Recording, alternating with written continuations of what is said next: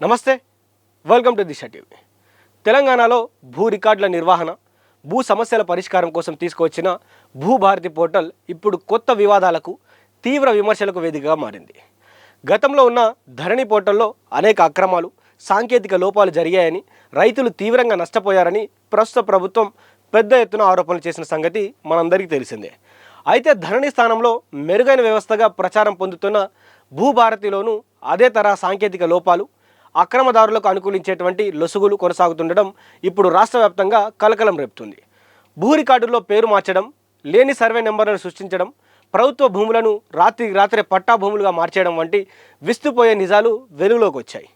ఈరోజు మనం భూభారతిలో జరుగుతున్నటువంటి డిజిటల్ మాయాజాలం వెనుక ఉన్న అసలు నిజాలను వివరంగా తెలుసుకుందాం.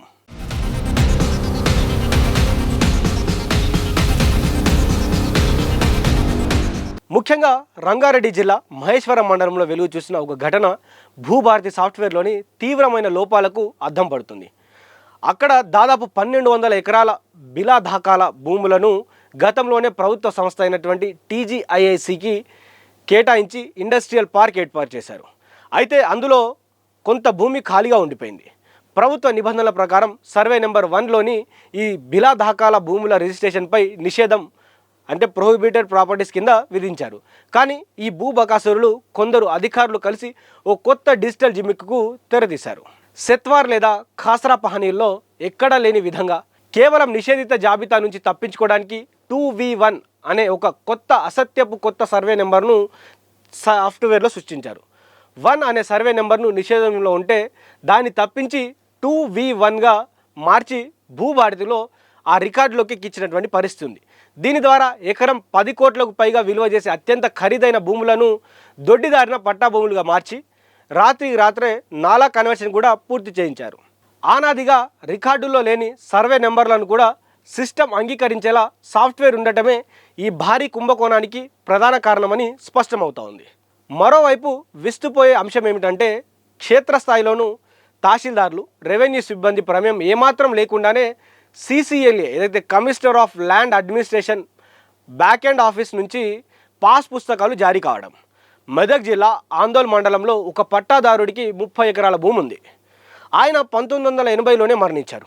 అయితే ఇటీవల ఆయన డెత్ ఫ్యామిలీ సర్టిఫికేట్లను అడ్డం పెట్టుకొని ఆధార్ కార్డులను మ్యానిపులేట్ చేసి 15 ఎకరాలకు పౌతి, అంటే వారసత్వ మార్పిడి చేయించుకున్నారు.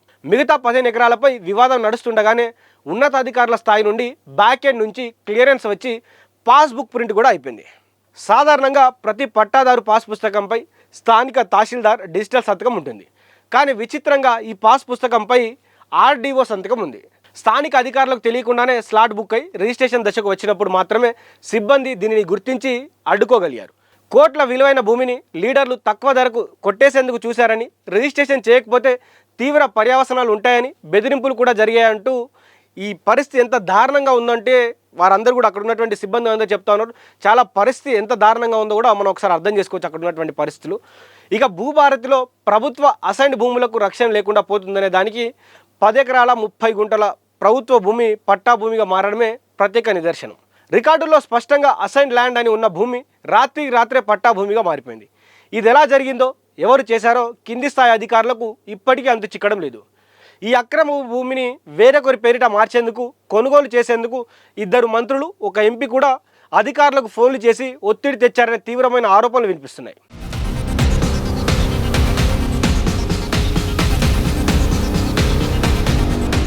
అధికారులు భయపడి ఆ భూమిని ప్రస్తుతానికి బ్లాక్ చేసినప్పటికీ అసలు అసైన్డ్ భూమి పట్టా భూమిగా ఎలా మారింది, అందుకు బాధ్యులైన సాంకేతిక నిపుణులు లేదా అధికారులు ఎవరు అనే దానిపైన ఇప్పటికీ ఎటువంటి స్పష్టత లేదు. ఒకవైపు అక్రమార్కులు సాఫ్ట్వేర్ లొసుగులను వాడుకొని వేల కోట్ల భూములను కొట్టేస్తుంటే, మరోవైపు నిజమైన హక్కుదారులు, సామాన్య రైతులు మాత్రం నిత్యం నరకం చూస్తున్నారు. దీనికి సంగారెడ్డి జిల్లా ఒక ఉదాహరణ. ఒక బాధితుడి సొంత పట్టా భూమిని రికార్డులో పొరపాటున సీలింగ్ భూమిగా నమోదు చేశారు. అది సీలింగ్ భూమి కాదని తహసీల్దార్ నుండి కలెక్టర్ వరకు అందరికీ తెలుసు. కానీ గత 3 ఏళ్లుగా ఆ ఫైలు పైకి కిందికి తిరుగుతూనే ఉంది. తీరా ఇప్పుడు అప్లికేషన్ను రిజెక్ట్ చేశారు. కారణం ఏంటంటే, పాత పహానికి ఇప్పుడు కొత్త పహానికి మధ్యలో ఒక పేరులో ఒక అక్షరం తేడా ఉందట. ఈ చిన్న అక్షరం తేడా వస్తేనే సరిచేయాల్సిన వ్యవస్థ రైతును 3 ఏళ్లుగా కార్యాలయాల చుట్టూ తిప్పుతుంది.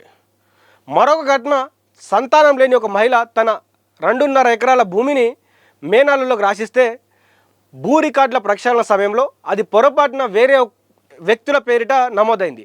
ఆ అక్రమార్కులు దాన్ని 3వ వ్యక్తికి అమ్మేశారు. ఇప్పుడు కోర్టు ఆర్డర్ కూడా కొనుగోలు చేసిన వారిదే చెల్లుతుందని రావడంతో తప్పు తమ వైపున్న ఏం చేయాలో తెలియక రెవెన్యూ అధికారులు కాలయాపన చేస్తున్నారు. ఈ మొత్తం వ్యవహారంలో ప్రభుత్వం అనుసరిస్తున్న తీరుపై తీవ్ర విమర్శలు వ్యక్తమవుతా ఉన్నాయి. ఇప్పటికే భూ రికార్డులు, ధరణి, భూభారతి పోర్టల్స్పై ఫోరెన్సిక్ ఆడిట్ పూర్తయిందని ప్రభుత్వం ప్రకటించింది. ఆడిట్ నివేదిక చేతికి వచ్చాక అక్రమాలకు ఎవరైతే పాల్పడ్డారో ఆ అధికారులపైన లేదా అక్రమార్కులపైన కఠిన చర్యలు తీసుకోవాల్సింది పోయి ప్రభుత్వం ఇప్పుడు మళ్ళీ ఒక స్పెషల్ ఎంక్వైరీ టీం ఏర్పాటు చేస్తామని చెప్తుంది. అది కూడా ఒక ఐపీఎస్ అధికారి నేతృత్వంలో పనిచేస్తుందని ప్రచారం జరుగుతుంది. రెవెన్యూ భూ చట్టాల, భూ రికార్డుల సాంకేతికపై అవగాహన లేని పోలీసు అధికారులతో విచారణ జరిపించడం వల్ల అసలు సమస్యలు తెలుతాయా? రెవెన్యూ భూ చట్టాలు, భూ రికార్డుల సాంకేతికపై అవగాహన లేని పోలీసు అధికారులతో విచారణ జరిపించడం వల్ల అసలు సమస్యలు తేలుతాయా, లేక కాలయాపన చేసి అక్రమార్కులకు కాపాడడానికి ఇదొక వ్యూహమా అని రెవెన్యూ నిపుణులు ప్రశ్నిస్తున్నారు. ఇప్పటికైనా ప్రభుత్వం స్పందించి భూభారతిలోని సాఫ్ట్వేర్ లొసుగులను అరికట్టి క్షేత్రస్థాయిలో నష్టపోతున్న నిజమైన రైతులకు న్యాయం చేయాలని, అక్రమాలకు పాల్పడుతున్నటువంటి ఈ అక్రమాలకు కారణమైనటువంటి ఎంతటి వారైనా కూడా చట్టం ముందు నిలబెట్టాలని ప్రజలు కోరుకుంటా ఉన్నారు. మరి చూద్దాం రాష్ట్ర ప్రభుత్వం ఏం నిర్ణయం తీసుకుంటుందో, మరి రైతులకు ఏ విధంగా న్యాయం చేస్తుందో కూడా వేచి చూద్దాం. చూస్తూనే ఉండండి దిశ టీవీ.